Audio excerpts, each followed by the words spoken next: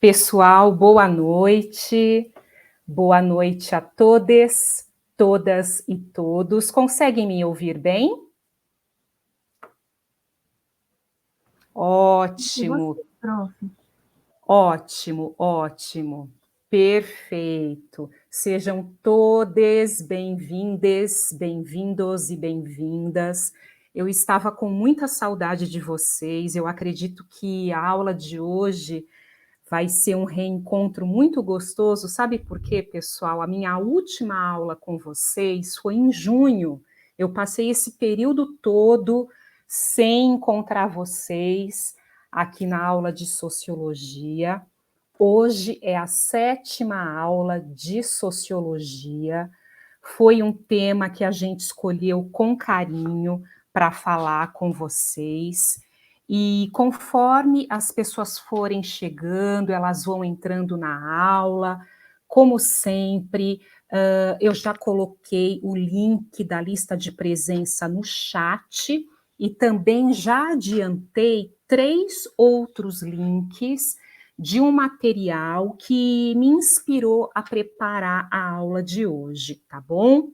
E eu acredito que a temática da aula de hoje, o bate-papo, na verdade, que a gente vai ter hoje, dialoga com outras disciplinas que vocês estão tendo, com outros assuntos que vocês estão conversando e estudando em outras aulas, tá bom? Então, eu já vou compartilhar aqui a minha tela, tá? Porque a gente vai entrar na aula de hoje. E depois vocês me confirmam se vocês conseguem ver os slides, ok? Acredito que vai baixar. Já aparece para vocês?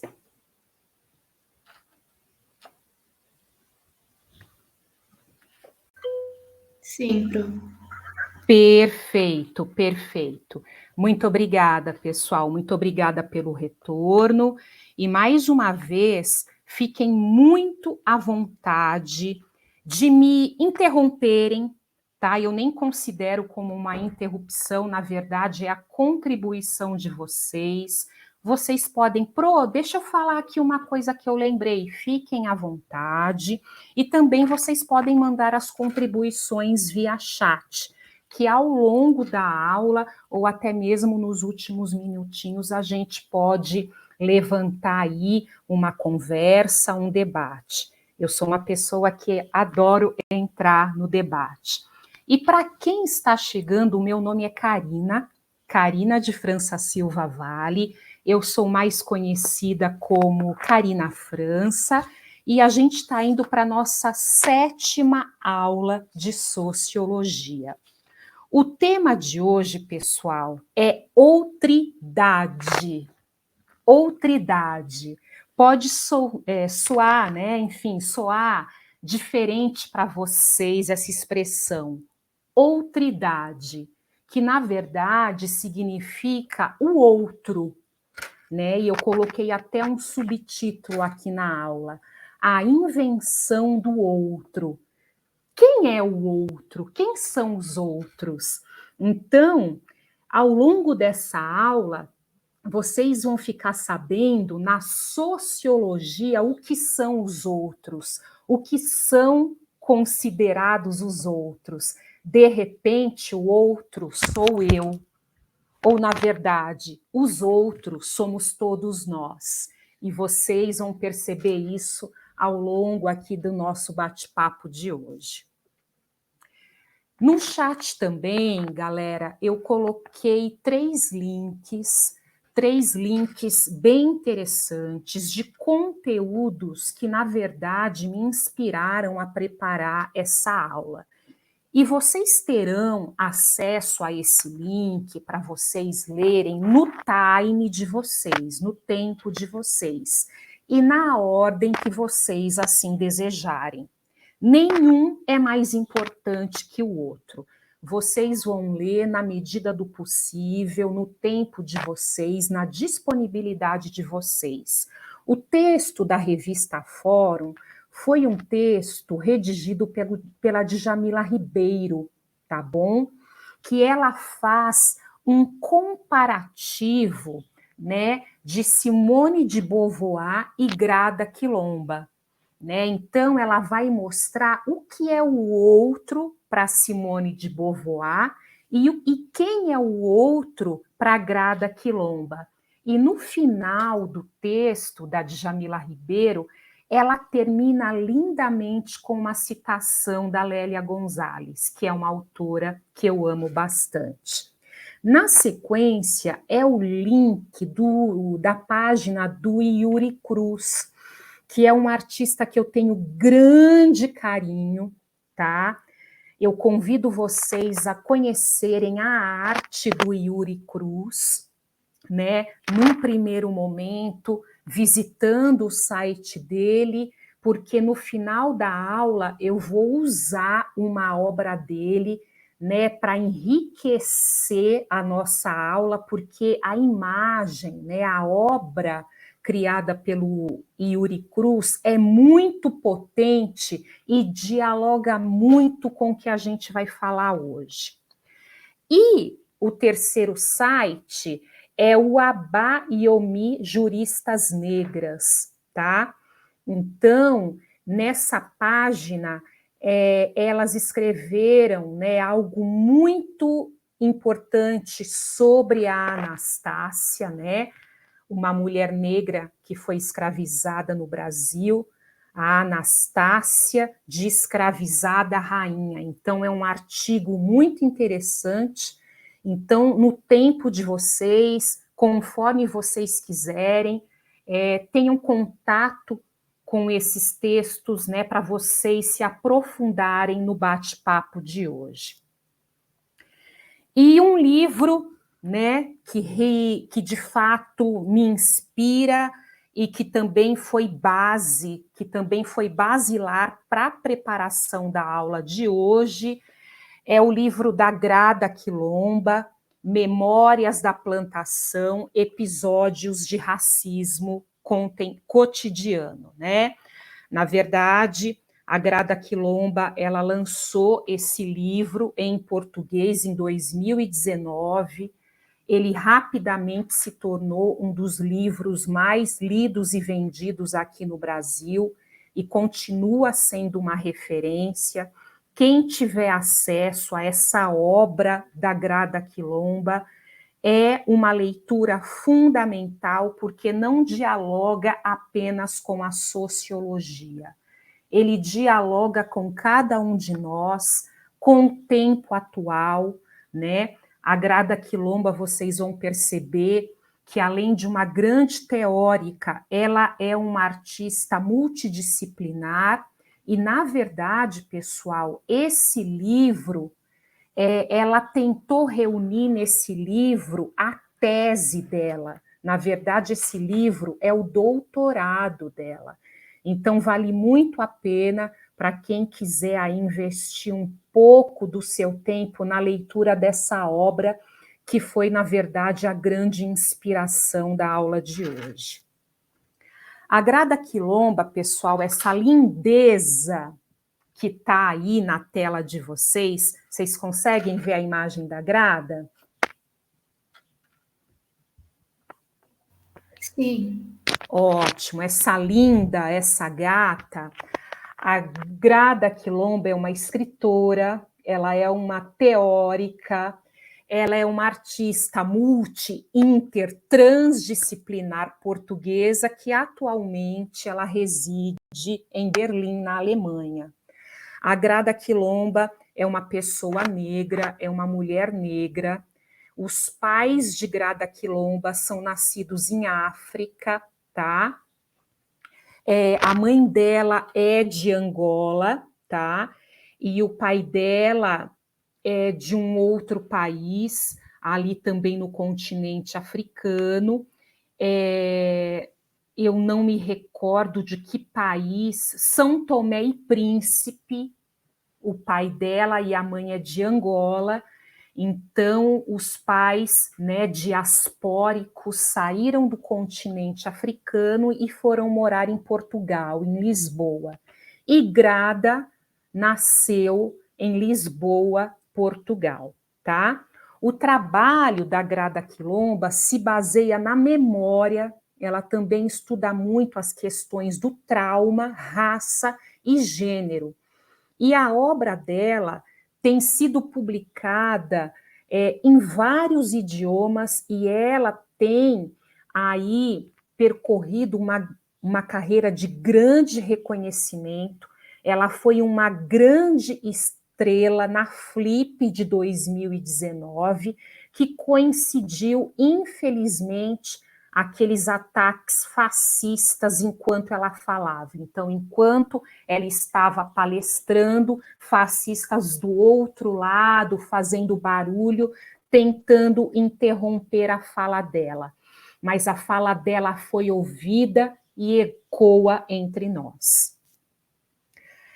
Aqui está um momento afetivo da minha vida, tá? Eu fiz questão de colocar aqui para vocês. Eu tive o prazer de conhecer a Grada em 2019. Eu fui numa noite de autógrafos, ela assinou, fez dedicatória para mim do livro dela. E essa garota aqui do lado é a minha filha Luísa, o amor da minha vida. Então, aqui eu trago, né, um momento afetivo do meu coração mesmo, para demonstrar que essa aula significa muito para mim, porque ela tem raízes, né? O assunto que a gente vai conversar hoje está em mim, está no meu coração e tem uma importância muito relevante. É válido lembrar, pessoal, que na última aula nós falamos sobre o renascimento, tá? Eu me lembro que na última aula a temática foi renascimento e a gente falou muito sobre a questão do eurocentrismo, né? O que é o eurocentrismo? Alguém se arrisca, alguém quer falar um pouquinho o que seria o eurocentrismo? Eu adoraria ouvir vocês sobre isso. Alguém quer falar um pouquinho o que acha, né, o que pensa sobre o eurocentrismo?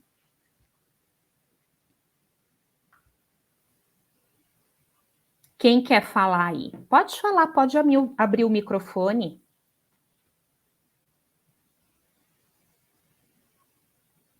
Vocês estão quietinhos, não quer falar, não?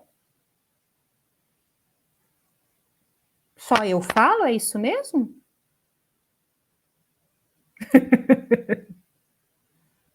Vocês querem que só eu fale? Ô, prof, eu não sei se eu entendi errado, mas eu entendo como eurocentrismo como a Europa no centro do mundo, da cultura e tudo mais. Eu não consigo identificar quem falou. Quem falou, quem deu essa contribuição? Cristiane. A Cris, isso mesmo, Cris. A Cris mandou bem, é nessa pegada mesmo, Cris. Então, a ideia do eurocentrismo, né, voltando, né, a questões que vocês estão vendo até em outras disciplinas, o eurocentrismo, né, é justamente todo o conhecimento produzido na Europa por autores europeus, né? É toda uma ciência, é todo um pensamento, é toda uma ideia, né, que é criada dentro da Europa, né? Então, o eurocentrismo, para além da produção do conhecimento, foi uma coisa muito importante que a Cris falou. Então, a partir do momento que eles produzem, eles se enxergam e quer que nós os enxerguemos como o centro do mundo. Olha só, né? Então, como isso se deu, pessoal? Como isso se deu? A partir do Renascimento e a partir do decorrer dos séculos, né? Com as grandes navegações, que também são chamadas de grandes expedições, a partir do momento que os países europeus foram conquistando, entre aspas, né, conquistando que nada, a partir do momento que eles foram invadindo outros territórios e pegando para si, a gente vê uma expansão da Europa e o crescimento desse eurocentrismo. Então, cada vez mais, né, no decorrer dos séculos, a Europa se torna cada vez mais o centro do mundo. Então, a gente vê aí o fortalecimento de um continente, a formação, né, e também o fortalecimento de um pensamento, né, e tendo o homem branco como superior. Então, eu só gostaria de resgatar essa ideia que o eurocentrismo, ele tem na sua alma, no seu objetivo, mostrar para o mundo que o homem branco europeu, ele é superior e ele é tido como humano, tá? Então, talvez, gente, esse slide, talvez, tá? Ele seja aí um dos principais do nosso bate-papo de hoje, porque isso é muito importante para o desenvolvimento de outros raciocínios, tá bom? Então, no eurocentrismo, o homem branco superior, ele é a referência do humano, tá? Ele é lido no código da humanidade. Ou seja, quem não é branco europeu, os outros nem humanos são, tá? Isso é muito forte, tá? Isso nos causa espanto, mas mais adiante eu vou explicar o porquê, tá? E a gente percorre um pouquinho os séculos e a gente chega no século XIX, tá? Há 2 séculos atrás, que é considerado o século do progresso, tá? O século do desenvolvimento. E a gente percebe o nascimento de algumas ciências, né, de algumas disciplinas, de alguns saberes, e a gente percebe o nascimento da antropologia, que é um campo do saber, tá? É um campo do saber, inclusive das humanidades, tá? Mas no surgimento da antropologia, no nascimento da antropologia, que se deu no século XIX, o que ela tinha como objetivo? A busca pelo outro, o estudo do outro. O outro como objeto de pesquisa. Frisem bem, objeto e não como sujeito, tá? Então, assim, quem era sujeito? O branco europeu. Então, a antropologia, ela surge, tá? Nessa ânsia de estudar outros territórios e outros povos, outros grupos, como eles são, como eles vivem, como eles se relacionam, mas sempre nessa chave do objeto de pesquisa e não como sujeito. Por quê? Porque para a Europa, né, quem é humano, quem é sujeito é o europeu. Os demais, os não brancos, os não pertencentes da Europa, são os outros, tá?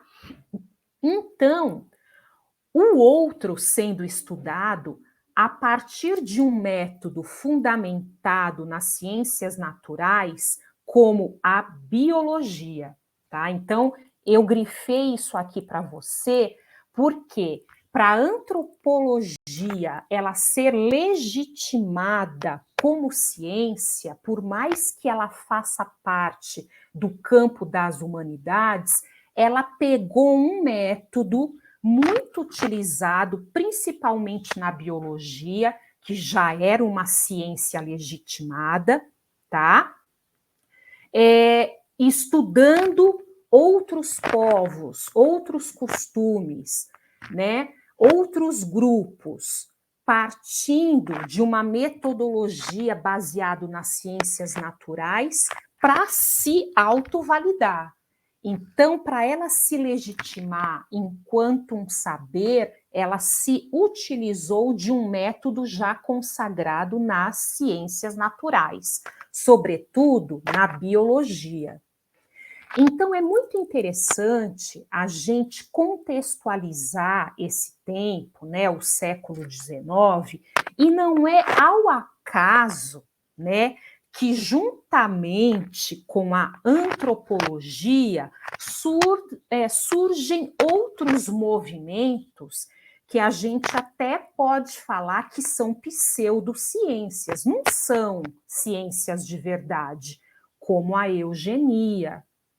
A eugenia é uma coisa muito perigosa, tá? O pensamento eugenista é um pensamento muito perigoso que se assenta no racismo científico do século XIX, tá?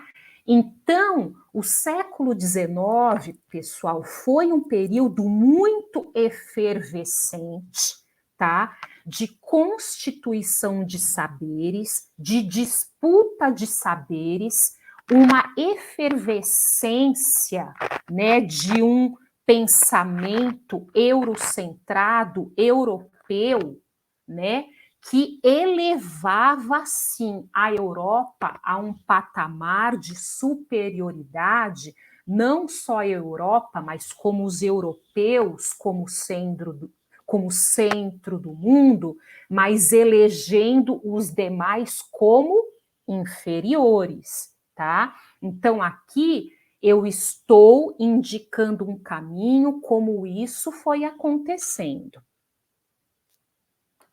Então, a gente tem que analisar o tempo, né? A gente tem que contextualizar uma época.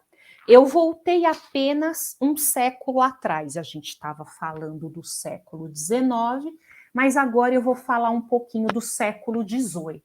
A gente tem que voltar um pouquinho atrás, porque antes do século XIX, antes mesmo do surgimento de uma primeira fase da antropologia, porque a antropologia ela foi mudando, mas numa primeira fase da antropologia, ela buscava, né, saber sobre o outro, se utilizando de um método, né, muito comum nas ciências naturais, como a biologia, por exemplo. Mas por que ela fez isso? Porque um pouco antes, no século XVIII, a Europa ela já tinha estabelecido o outro como inferior, tá? Ela já tinha esse discurso de sempre falar que os não brancos, né, os grupos não brancos, os árabes, os asiáticos, os povos africanos, né, os nativos do continente americano, né, os povos originários, eram incapazes de pensar. Então, todo grupo não branco, né, que eu costumo falar aqui nas aulas, os racializados, né, no pensamento eurocêntrico, são seres que não têm a capacidade de pensar. Então, a Europa, ela já havia criado esse discurso, né? Então, por isso que o subtítulo da nossa aula de hoje é A Invenção do Outro. Então, a Europa, ela fez essa criação do outro como um primitivo, tá? Primitivo em que chave? Daquele que não é civilizado. É o contrário do civilizado, porque a Europa, ela sempre, ela se traduz na linguagem do progresso, né? Na linguagem de um território civilizado. Então, os outros, tudo que está fora na Europa, é lido na chave do primitivo, do não civilizado, do que é incapacitado para se chegar num estado de progresso, por exemplo. Então, foi nessa perspectiva, pessoal, que os outros povos, que os outros grupos foram estudados. Todos os não brancos, os não europeus, eram, então, inferiores. Então, esse é, né, um pensamento desenvolvido até hoje pelo eurocentrismo, tá? Alguma contribuição, pessoal? Vocês gostariam de falar alguma coisa? Porque neste momento eu não consigo ver o chat. Vocês gostariam de falar alguma coisa? Vocês estão à vontade até aqui? Tá tudo bem, pessoal? Tudo tranquilo, prof. Maravilha, maravilha. Então vamos seguindo. Então, né, essa coisa da antropologia, o surgimento, né, da antropologia, essa primeira fase que a gente fala da antropologia, ela tinha como objetivo o estudo do homem, né, da humanidade, né, nesse período no século XIX, a antropologia ela se constitui como um campo do saber, né? Então, mais uma vez eu repito, ela se utiliza das ciências naturais, né? Porque as exatas, elas sempre foram mais legitimadas, né? Até hoje, a área das humanidades, ela não recebe o valor que ela merece, né? Enfim, mas a antropologia, né, ela teve, né, que se utilizar de métodos das ciências naturais para se valer, para se legitimar enquanto saber, enquanto ciência também, né? Porque as ciências naturais, elas sempre foram mais legitimadas, mais respeitadas, né? E a gente está falando do século XIX, né? A gente está falando de 2 séculos atrás. A gente está falando de 200 anos. Vocês acham que 200 anos é muito tempo, gente? Sinceramente, vocês acham que 200 anos é muito tempo? Eu adoraria que alguém se manifestasse. O que vocês acham? É pouco ou muito tempo?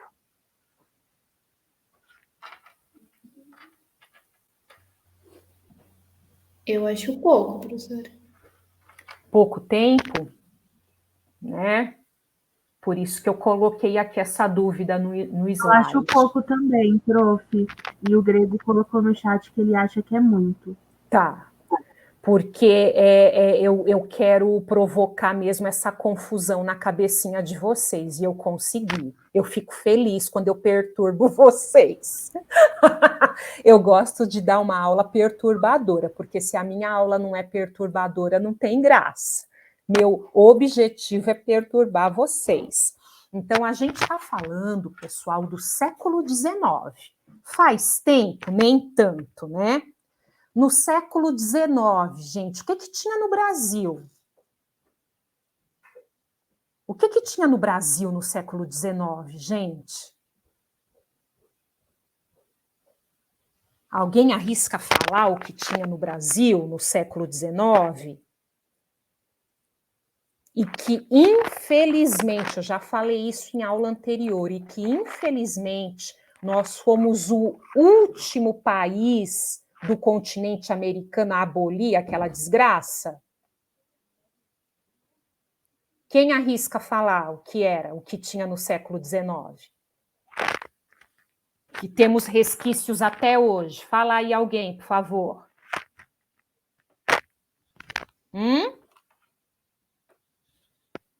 Quem dá mais? Quem dá mais?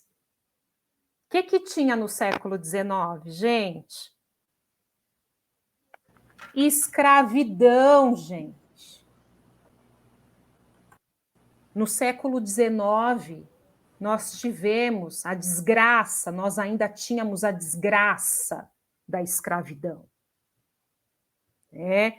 Então, assim, e seus resquícios, né, estão entre nós até hoje, né?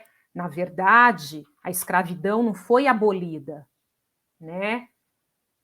Quem é lido como não branco no Brasil sabe muito bem do que eu estou falando, né? Mas vamos um pouquinho mais adiante.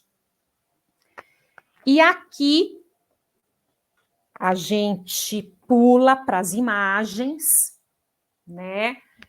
Eu vou apresentar essa imagem para vocês, que é muito conhecida. Vocês, algum de vocês já viram essa imagem antes? Eu já. Quem se manifestou aí, que eu não consigo ver o nominho? Fernanda. Você já viu, Fê? Já Você vi. conhece essa imagem? Eu não me lembro onde que eu vi, na verdade. Essa imagem, ela choca muito, né, Fê? Sim. Tá? Quando eu vejo essa imagem, eu fico emocionada, literalmente me dá vontade de chorar. Então, essa imagem... Também, Já, meu bem? Tá. já. Tá, então é muito importante depois vocês entrarem em um daqueles links que eu passei para vocês no site das juristas negras, que tem um texto belíssimo falando a escravizada Anastácia, santa e heroína, tá? Mas por que que eu trouxe essa imagem aqui? Porque ela faz uma conexão com uma outra imagem que eu vou mostrar na sequência, mas eu vou falar um pouco sobre essa imagem que está aqui no slide para vocês, e eu vou ler, na verdade, tá? Sobre essa imagem, uma parte que está na página 35 do livro da Grada Quilomba, que fala exatamente sobre o retrato da escrava Anastácia, tá? Vocês estão me ouvindo? Porque eu vou ficar 2 minutinhos lendo. Vocês conseguem me ouvir bem? Consigo sim, prof. Ótimo. Então, olhem para essa imagem enquanto eu leio, tá? Esta imagem penetrante vai de encontro ao espectador transmitindo os horrores da escravidão, sofridos pelas gerações de africanas e africanos escravizadas, escravizados. Sem história oficial, alguns dizem que Anastácia era filha de uma família real quimbundo, nascida em Angola, sequestrada e levada para a Bahia e escravizada por uma família portuguesa.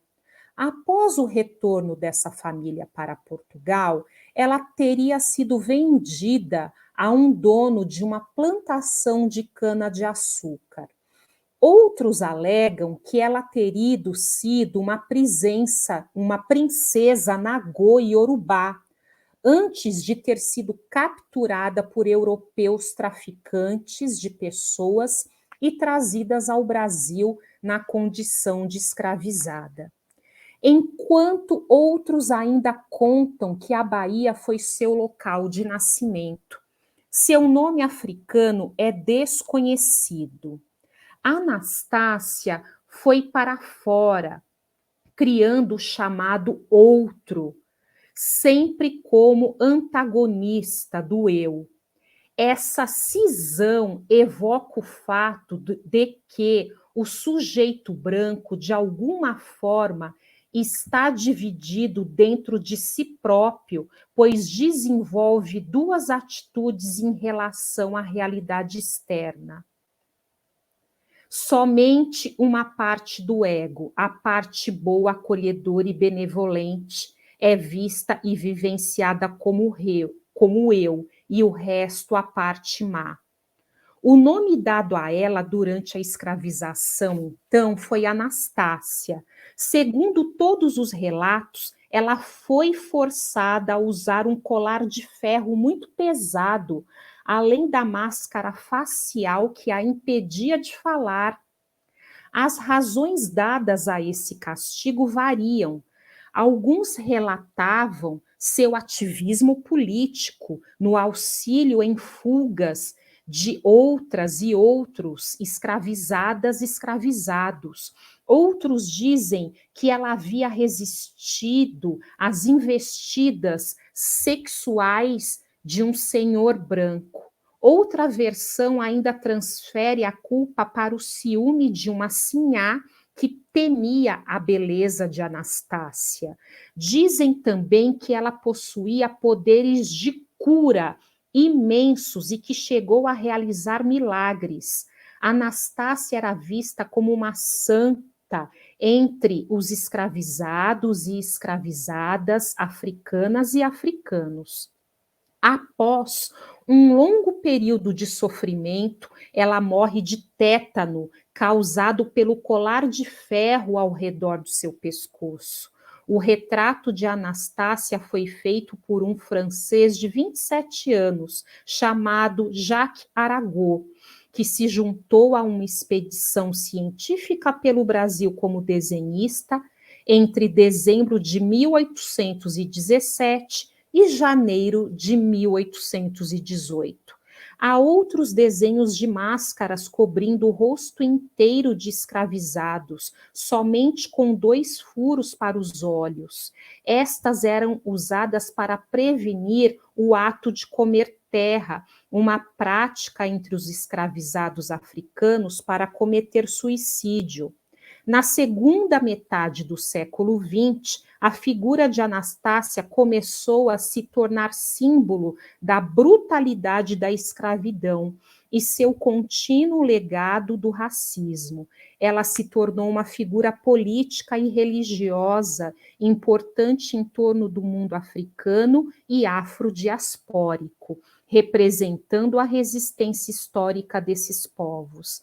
A primeira veneração de larga escala foi em 1967, quando o curador do Museu do Negro, no Rio de Janeiro, erigiu uma exposição para honrar o 80º aniversário da abolição da escravidão no Brasil. Anastácia também é comumente vista como uma santa dos pretos velhos, diretamente relacionado ao orixá Oxalá ou Obatalá, orixá da paz, da serenidade e da sabedoria, e é objeto de devoção no candomblé e na umbanda, tá? Então, essa explicação aqui eu tirei da página 35 e 36 do livro da Grada Quilomba, que fala sobre a escravizada Anastácia. Eu quis ler essa parte do livro, pessoal, mesmo que longa, mas assim para realmente deixar registrado os horrores da escravidão, né, que foram praticados no nosso Brasil. E aqui eu mudei de slide, vocês conseguiram ver aí a Anastácia livre, pessoal? Ok?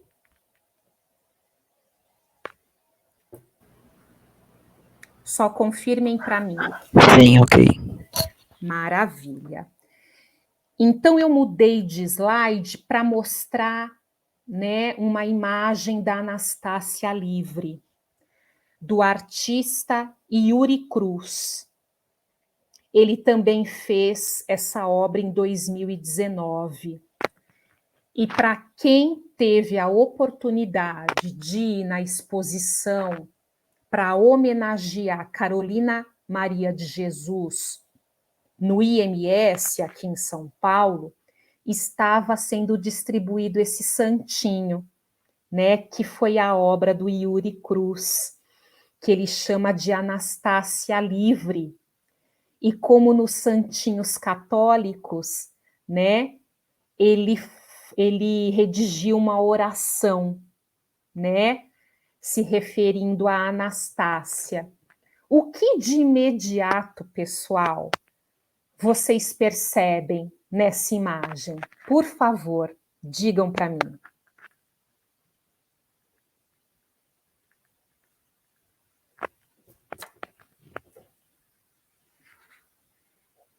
Quem vai falar primeiro?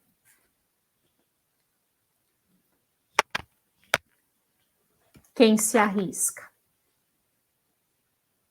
Fala para mim, Cris. Fala para mim, Fê. A primeira coisa que eu reparei foi o leve sorriso. E por que ela está sorrindo? Porque ela tá livre. Porque tiraram a máscara dela, né? E agora, além de sorrir, ela pode falar. A voz dela pode ecoar, né? Então, por isso que a obra do Yuri Cruz, ela é tão potente, para além da oração, para além de mostrar os dias que se comemora o dia de Anastácia livre. Essa imagem é muito impactante, porque a máscara foi tirada dela, né? E mesmo sabendo de todo o sofrimento que ela passou, ele nos apresenta Anastácia com um olhar doce. Entre aqueles links que eu passei para vocês, também está o site do Yuri. Quando puderem, acessem para conhecerem mais a obra de Yuri Cruz. Então, aqui a gente vê o outro, né? Um ser racializado, uma mulher negra sendo representada, livre, feliz, diferentemente dessa que o colonizador, o branco europeu, insistiu em fazer. Então, nós temos que celebrar a arte de Yuri Cruz, porque ele mostra um ser humano, uma mulher negra livre. E viva Anastácia livre.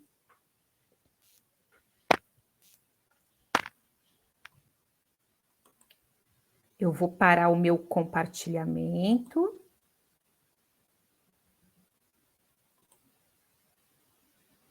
Saíram os slides, pessoal? Sim, saiu. Vocês conseguem me ouvir e me ver? Sim. Ótimo, ótimo. E aí, gente? Alguém gostaria de falar um pouquinho sobre a aula? Fez sentido? O que vocês acharam?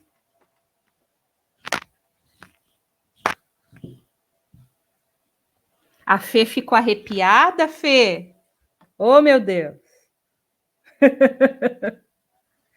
Realmente é forte. Essa era a intenção, Fernanda.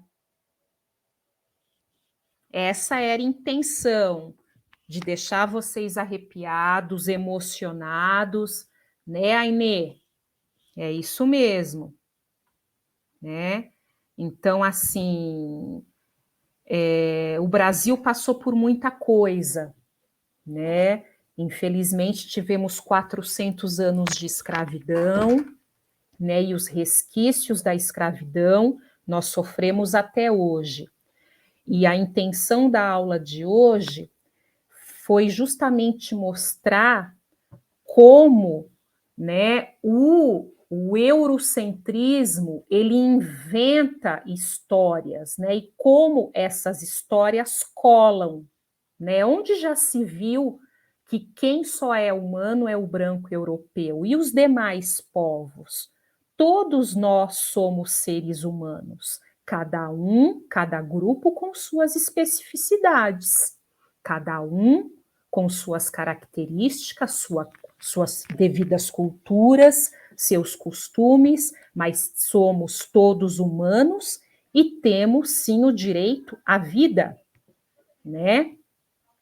Eu espero que vocês tenham gostado da aula, eu espero que a aula, né, tenha surtido, né, algum efeito.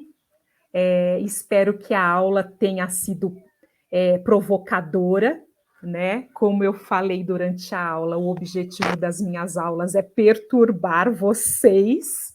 Se a minha aula não perturba, é porque a aula não foi boa, então eu acho que eu atingi o objetivo de perturbar vocês. E no time de vocês, acessem os links e vão pesquisando mais, né, sobre essa questão do outro, procurem saber um pouquinho mais, né, sobre a escravizada de Santa Heroína Anastácia, a obra do Yuri Cruz, ler um pouquinho sobre Grada Quilomba, o texto da Djamila Ribeiro, que está incrível, está tudo lá, nos 3 links colocados aqui no chat. Boa leitura para vocês, espero que vocês tenham gostado da aula. Gostei muito aqui das contribuições do chat, eu estou vendo que vocês vão atrás da história, né? Enfim, gostei muito, obrigada mesmo pela presença de vocês. Vou finalizar a gravação.